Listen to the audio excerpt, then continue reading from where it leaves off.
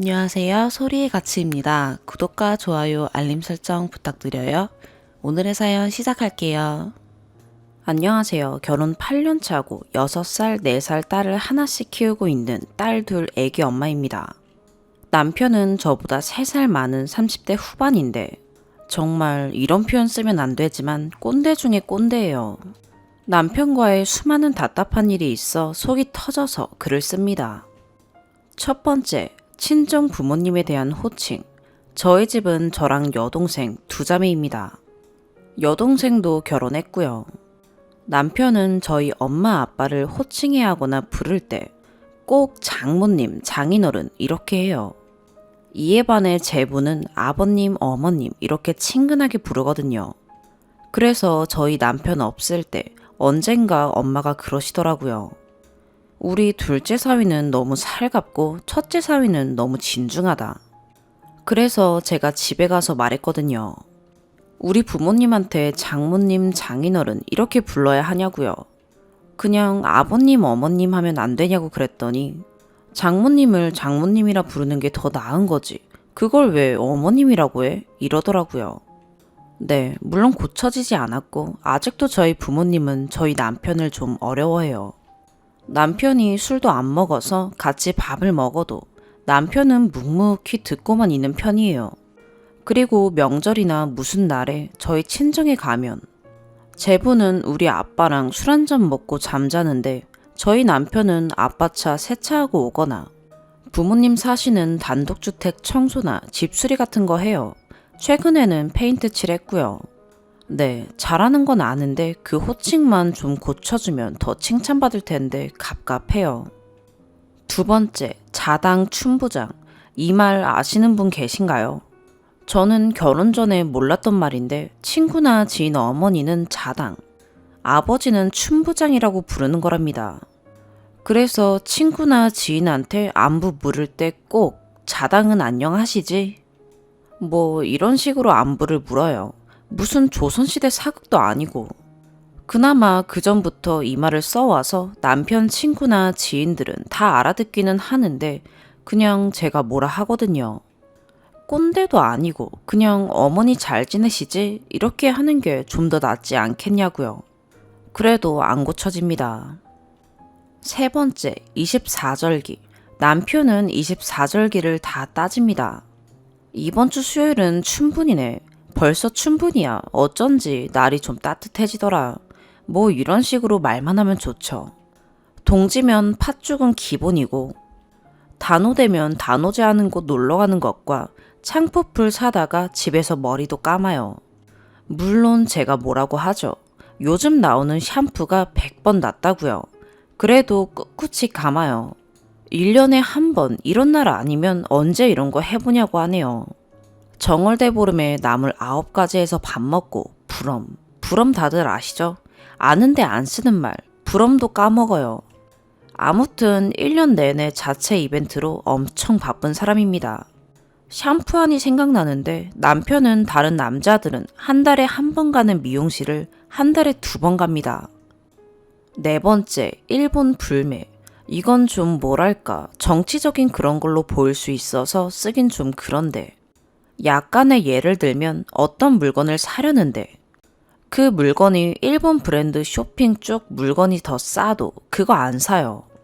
돈 더 줘도 다른 사이트 거 삽니다. 근데 그 사이트 택배가 일본 브랜드 택배 사면 또 안 삽니다. 물론 제조사가 일본이다. 예를 들어 카메라 등 브랜드가 일본밖에 없는 브랜드가 있으면 제품 성능이 떨어져도 국산사는 사람입니다. 미칠 지경입니다. 애국 좋긴 한데 이런 방법이 맞나 싶네요. 그리고 운전하다가도 일본 차가 끼어들면 절대 안 비켜줍니다. 편의점 중에서도 일본 브랜드 편의점은 죽어도 거기 안 가요. 집 근처에 제일 가까운 게 일본 브랜드 편의점인데 꼭 길 건너에 있는 다른 편의점으로 갑니다. 그리고 요즘 중국하고도 관계 안 좋잖아요. 이러다 남편이 중국 불매까지 하면 무슨 일이 벌어질지 너무 걱정됩니다. 다섯 번째, 청결. 이건 좋은 습관이긴 한데 연애할 때는 스킨십 하려고 하면 꼭 손을 닦고 오더라고요.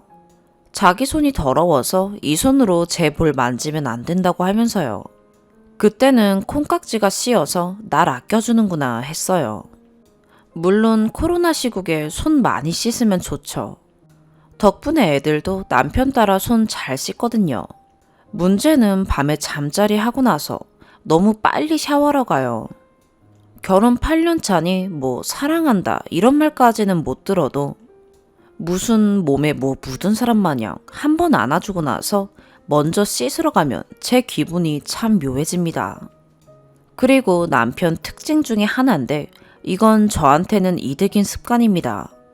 밤에 자기 전에 집에 쓰레기 있는 꼴을 못 봅니다.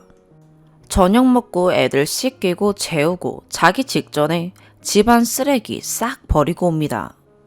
종량제 봉투 가득 안 차고 3분의 1만 차도 그냥 버려요.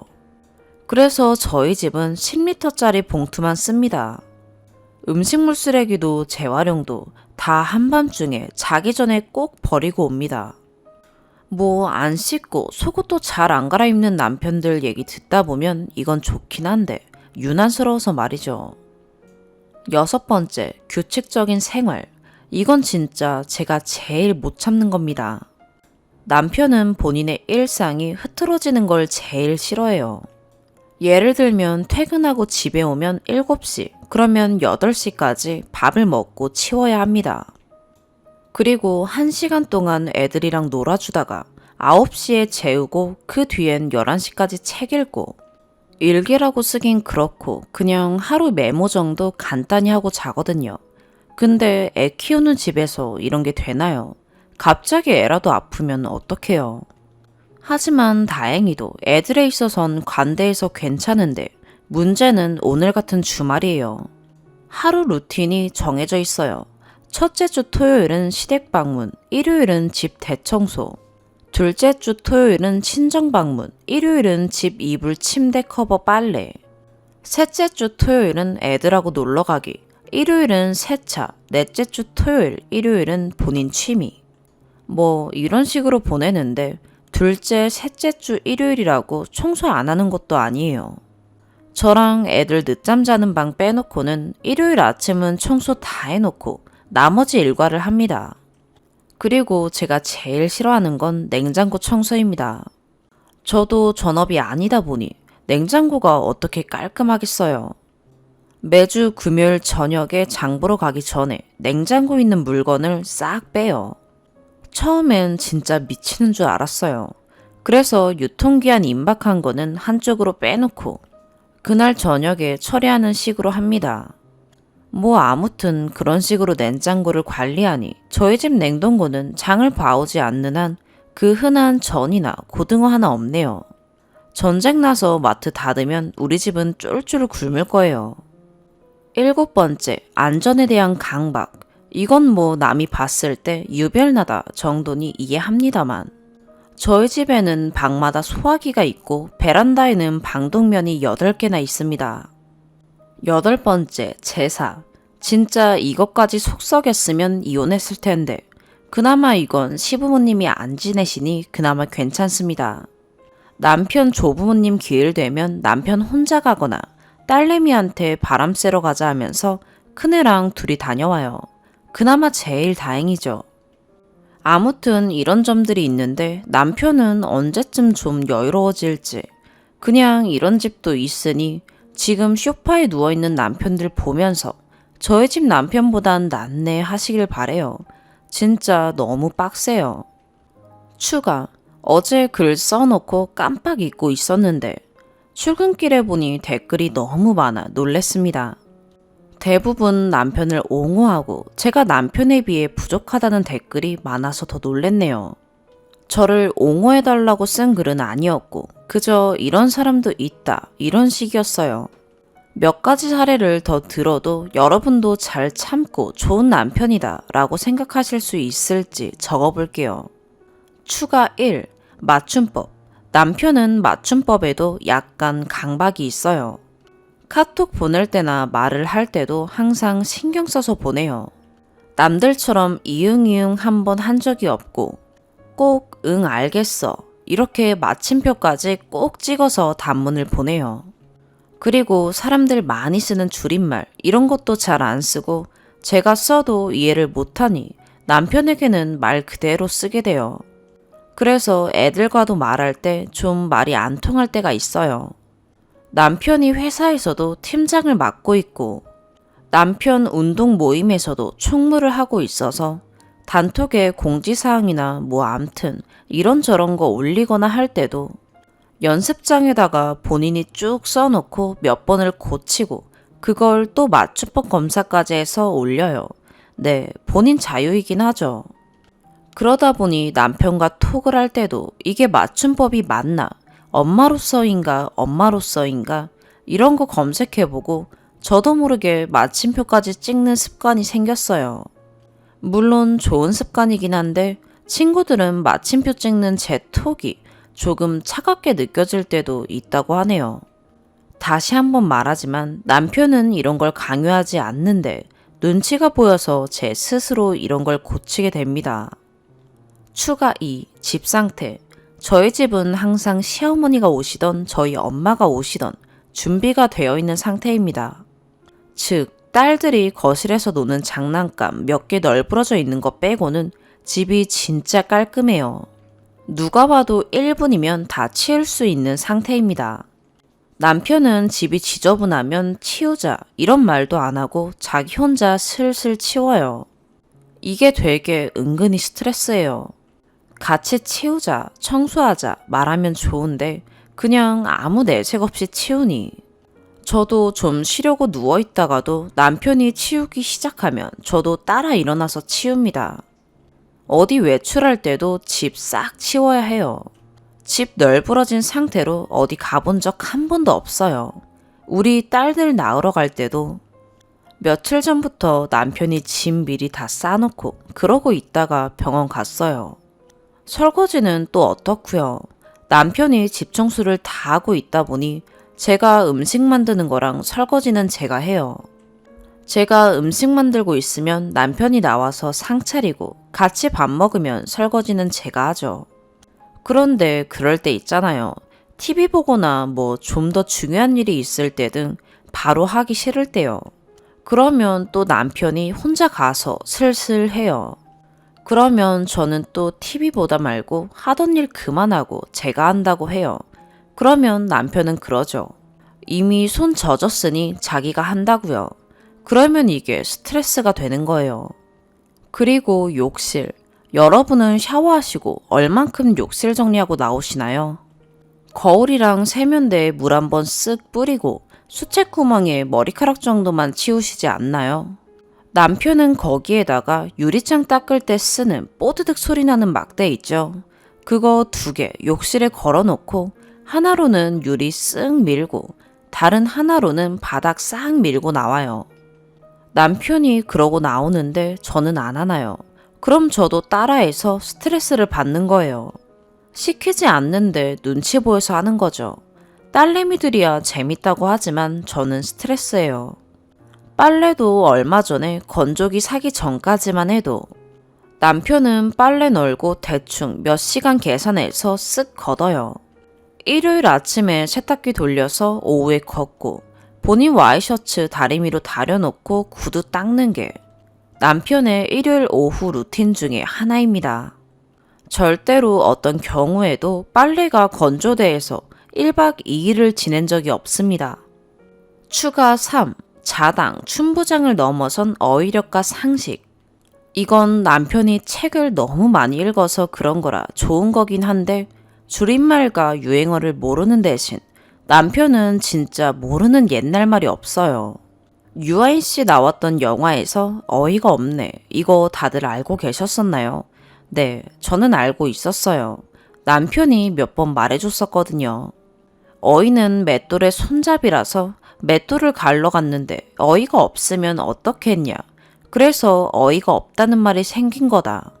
어이랑 어이랑 헷갈리기 쉽다고 비단 이런 것만 가르쳐줬겠어요. TV 예능에서 사자성어 나오면 이건 이런 뜻이고 이런 상황에서 비롯된 거라고 제가 물어볼 때만 알려주긴 하는데 진짜 모르는 게 없어요. 그리고 국사랑 세계사를 제일 좋아하는 사람이에요. 저는 빗살무늬 토기에서 국사를 접었는데 남편은 국사랑 세기사를 섞어서 잘 알고 있어요. 근데 솔직히 미대 나오신 분들, 빗살무늬 토기의 빗살이 그렇게 중요한 디자인인가요? 개인적으로 궁금해서요. 왜 아관 파천이 일어났는지, 단순히 이모곤란 때문이 아니었다. 뭐 이런 식이에요. 저도 하도 듣다 보니 이런 거 대충은 알아듣네요. 나중에 우리 딸들 국사시험 공부는 걱정 안 해도 될 정도예요. 남편은 우리나라 국사 교육에 대해서도 말을 잘해요. 진짜 우리 아빠랑 제부랑 밥 먹을 때 정치 얘기, 근대사 얘기에도 입 다물고 있다가 저랑만 있으면 이야기를 잘하는데 우리나라 국사 교육의 문제는 바로 국사시험범이라고 해요. 1학기 중간고사는 기껏해야 삼국시대, 1학기 기말고사는 발해랑 고려, 2학기 중간고사는 조선 전기, 2학기 기말고사는 조선 후기 고종 때 대충 이런 식으로 배우니 정작 배워야 할 일제강점기 및 해방 이후에 대해서 사람들이 잘 모른다고 해요. 근대사 과목을 신설해야 한다고 열변을 토해요. 그리고 중3, 고3, 대학교 4학년 때는 노동법도 배워야 한다고 해요. 근로자로서 알아야 할 기본적인 법규와 보호받는 법 등을 알아야 한다고요. 구구절절 옳은 소리라는 걸 알지만 그걸 들을 때 저는 속으로 어쩌라고 이 생각밖에 안 들어요. 물론 주변에서 도움이 필요하면 남편에게 물어보는 사람들도 있어요. 해고 예고 수당도 저는 얼마 전에 알았네요. 아는 것도 많아서 제가 남편에게 이길 수 있는 게 없어요. 이기고 싶은 게 아니라 저도 좀 숨 쉬고 여유롭게 살고 싶은데 선생님하고 같이 사는 그런 기분이 들 때도 있어요. 더 쓰고 싶은데 저도 직장인이라 눈치가 보여서 이만 쓰고 갈게요. 댓글 못 달아드려 죄송합니다만 이런 남편과 사는 것도 쉽지는 않습니다. 차라리 약간 널널하고 지저분한 사람을 제가 치워가면서 사는 게 스트레스는 훨씬 덜 받을 것 같아요. 모두 맛점하세요. 남편 따라 마침표 찍는 제가 참 웃기네요. 두 번째 사연입니다. 안녕하세요. 종종 판을 보는 30대 아줌마예요. 좀 전에 애 아빠랑 다투고 남편은 집 나갔는데 도저히 말이 안 통해서 다른 분들 이야기 들어보려고요. 남의 이야기 귀 닫고 안 듣는 사람이지만 여차하면 보여주려고요. 큰 애가 초등 3학년 10살이에요. 애 아빠는 군인이었어요. 근데 전역한 지 몇 년이 흘렀는데 아직도 명령조 딱딱한 군대 말투예요. 저한텐 싸울 때 아니면 평소에 다정하게 말하는데 애한테만 그래요. 한땐 애가 밥 먹다 흘리면 하면서 아이를 흘겨보고 애가 핸드폰 하다가 혼잣말하면 땡땡이 조용히 해. 혼자 말하는 거 아니야. 알겠어? 말투는 꼭 군대에서 간부가 병사들 훈계할 때 말투를 써요. 애가 앞머리가 길어서 이마가 간지러워 한동안 앞머리를 손으로 넘겼는데 기집애 같다고 하지 말라 그러고 애가 다리를 옆으로 하고 앉으면 아빠 다리하고 허리 펴고 앉으라고 잔소리해요. 정작 본인은 거의 대부분을 누워 있어요. 애 아빠 야간하는 날 자고 있을 때 제가 가끔 방에 가서 폰을 하라고 그러거든요. 그럼 애 아빠가 자다 일어나서 그걸 보고 애한테 또 땡땡이 누가 핸드폰 하래? 이러고 그냥 사사건건 아이 행동을 모두 나쁘게만 보는 것 같아요. 한마디로 잔소리 및 지적은 많이, 칭찬은 인색하게 이런 사람이에요. 그런데 정작 본인은 뭐가 잘못된 건지 자기 말투가 도대체 뭐가 문제인지 몰라요. 둘째는 아직 10개월 애기라서 이뻐라 하는데 둘째한테도 벌써부터 크기만 해라. 크면 몽둥이 든다. 이러질 않나. 큰애는 클수록 아빠 앞에서 말을 안 해요. 밖에 나가면 친구들 리드하며 목소리도 크고 잘 노는데 아빠 앞에선 말을 잘 못해요. 큰 소리로 말도 못해요. 애가 커가면서 이러한 문제로 부부싸움이 더 커지니까 그냥 애랑 애 아빠랑 덜 마주치게 해요. 주말 금토는 외할머니 집에 가서 자라 그랬고 평일에도 9시에 자는데 8시까지 할머니 집 가서 놀다 오고 그래요. 애는 학교를 마치던 놀다 집에 오던 늘 저만 보면 제일 먼저 하는 말이 아빠 있어? 아빠 언제 와? 이거예요. 얼마 전에는 학교 공부방 마치고 돌아와서는 엄마, 내 친구들은 아빠한테 허락 안 받고 핸드폰 한대. 나는 못 하는데. 이러더라고요. 저는 오냐오냐 하는 스타일은 아니에요. 하지만 학교 가는 아침에는 아이 때문에 화가 나도 그날 하루가 처질까봐 웬만하면 참아줘요. 작은 몸으로 무거운 가방 드는 것도 안쓰럽고 공부 끝나고 집에 오면 좀 쉬고 하고 싶은 핸드폰, 컴퓨터도 하게 해주고 싶고요. 근데 애 아빠는 난 학교 다닐 때 30분 거리를 무거운 가방 들고 혼자 갔다. 쟤는 왜 못하냐? 그래요. 전 내가 어릴 때 그렇게 자라왔다고 해서 내 자식도 그래야 하나. 내가 데리러 갈 수 있는 여건이 되면 학교를 같이 해줄 수도 있는 거고 가방도 들어줄 수 있는 거 아닌가 싶어요. 애 아빠 비위 맞추며 자기야 땡땡이 심심할 텐데 폰 좀 시켜줘라. 자기야 땡땡이 손잡고 마트 좀 다녀와라. 항상 부탁해요. 아이랑 가까워지라고요. 애 아빠가 애한테 뭐라 하면 아이한테는 아빠가 널 사랑해서 잘 크길 바래서 그러시는 거야. 아빠는 우리 땡땡이 사랑해. 알겠지? 하고 다독여주는 것도 제 일이에요. 중간에서 애 아빠 눈치 보라. 애 신경 쓰랴. 이제 지쳐요. 정말 힘들어요. 오늘도 애 아빠 퇴근하고 큰애는 놀러 갔고 애 아빠 기분도 좋아 보여. 애 아빠랑 저녁 먹으면서 반주하는데 옆에 앉아 이야기를 했어요. 나는 자기가 큰애랑 사이좋은 부자가 됐으면 좋겠다.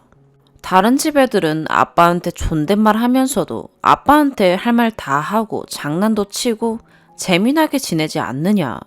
자기도 땡땡이랑 그렇게 지냈으면 좋겠다. 이런 얘기를 했더니 표정이 안 좋아지면서 내가 못한 게 뭐냐고 잘하고 있지 않냐고 하네요. 제가 다른 사람들이 당신이랑 큰애 사이 보고 뭐라 하겠냐.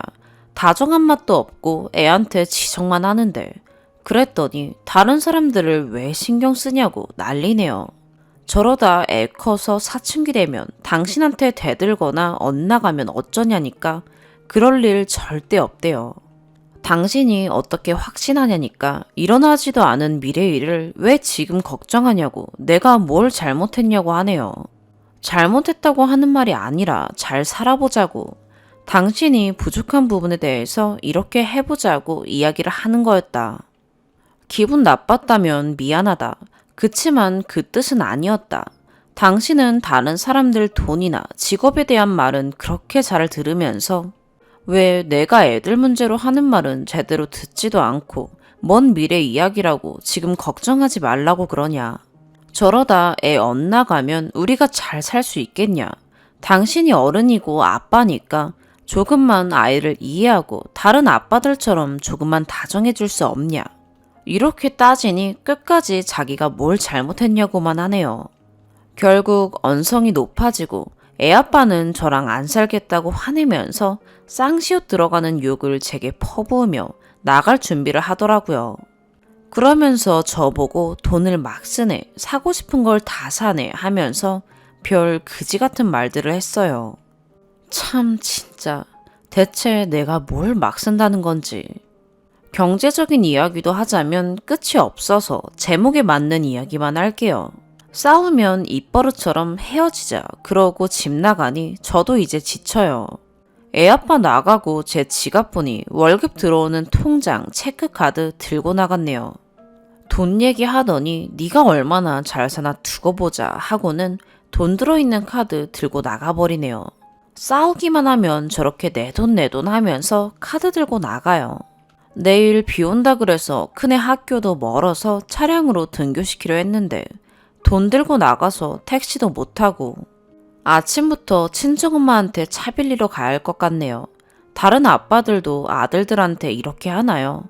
저희 남편이 지금 잘하고 있는 건데 제가 쓸데없는 걱정을 하는 걸까요? 3번째 사연입니다. 안녕하세요. 결혼 2년차 조금 넘긴 기혼남입니다.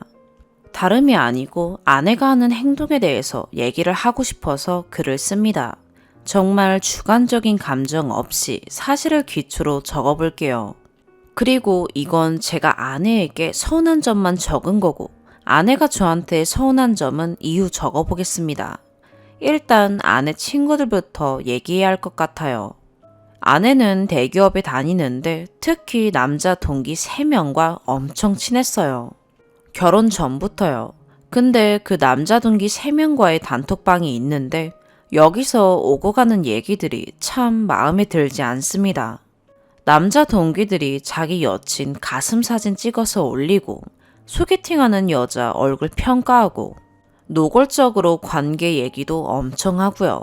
그런 얘기들이 줄을 이뤘는데 와이프는 여기 모든 얘기에 동참하지는 않지만 가끔 맞장구는 쳐줬어요. 그리고 말끝마다 무슨 노라고 하는데 이거 일베 용어 맞죠? 잘 몰라서 물어봐요. 여튼 항상 말끝에는 노라고 맺었습니다. 그래서 결혼하기 전부터 그 아이들이랑 절교해라. 절교 안 하면 분명 결혼 후에 문제가 생길 거다. 라고 얘기를 쭉 했었었죠. 근데 아내는 그 아이들과는 평생 갈 친구라며 절교를 하지 않고 단톡방도 나가지 않았습니다. 이렇게 연애하다가 결혼 전에 기억은 잘 안 나는데 뭔가 사건이 있어서 단톡방을 나가고 절대 연락 안 하기로 저랑 약속을 했었습니다. 근데 신혼여행을 갈 때 공항에서 갑자기 셀카를 찍더라고요. 그래서 누구한테 보여주려고 하냐면서 카톡을 봤는데 그 동기 3명의 카톡방에 그 사진을 보낸 겁니다. 단톡방 이름도 이상하게 바꾸고요. 그 자리에서 대판 싸웠죠. 이번에도 연락 안 하겠다고 하고 넘어갔습니다. 신혼여행 갔다 오고도 별일 없다가 이번에도 문제가 생겼습니다. 회사 끝나고 대학 선배 만난다고 좀 늦는다고 해서 그러라고 했죠.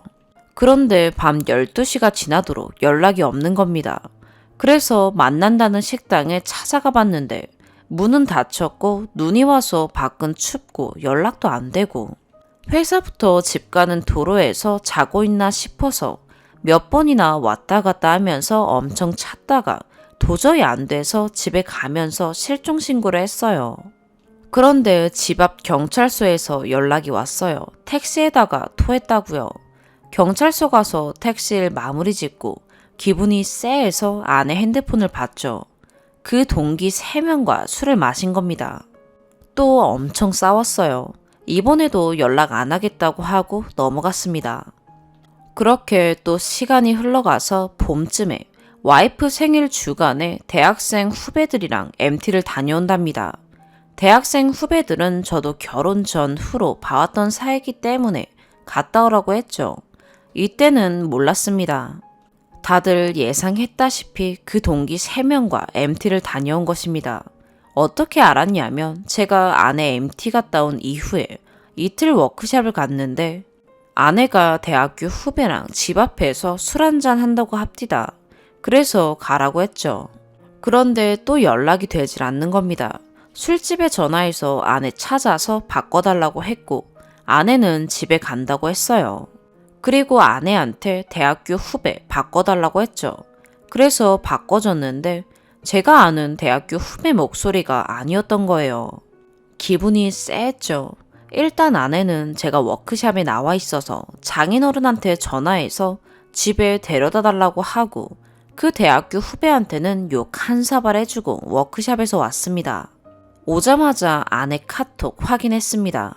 MT에서 그 동기 3명이랑 활짝 웃으면서 사진을 엄청 찍었더라고요. 그때가 생일이라 카톡 프로필 사진에도 그 동기 3명과 같이 간 MT에서 만든 초코파이 케이크에 초를 꽂은 사진을 올려놨었어요. 나중에 생각하니까 피가 거꾸로 쏟더라고요. 이혼하느니 마느니 하면서 대판 싸웠습니다.